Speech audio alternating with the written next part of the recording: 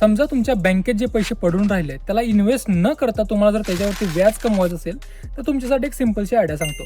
काय असतं की बऱ्याच बँका असतात ज्या बँकेमध्ये तुम्ही पैसे ठेवले तर त्याच्यावरती तुम्हाला ते व्याज देत नाही.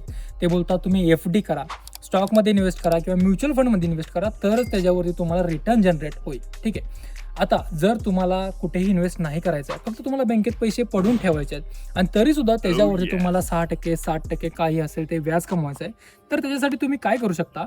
एक बँक आहे IDFC फर्स्ट बँक म्हणून, त्याच्यामध्ये तुम्ही अकाउंट ओपन करू शकता. बाय डिफॉल्ट तुम्ही या अकाउंटमध्ये कितीही ठेवली तर त्याच्यावरती ते लोक 7% किंवा 7.5%च्या आसपास तुम्हाला इन्व्हेस्टवरती रिटर्न देतात. आता ते किती देतात हे तुम्ही तुमच्या ॲपवरती जा आणि तिथं तुम्हाला समजून जाईल.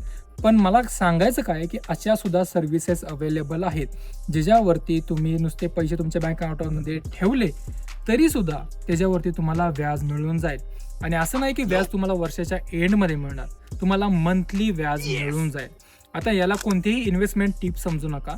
हा व्हिडिओ फक्त मी तुमच्या नॉलेजसाठी बनवलेला आहे. आता जर ही गोष्ट तुम्हाला आधी माहिती नव्हती आणि आता जर कळाली असेल आणि अशाच गोष्टी तुम्हाला आवडत असतील तर तुम्ही या अकाउंटला फॉलो करू शकता. मी अशा गोष्टी अपलोड करत राहतो.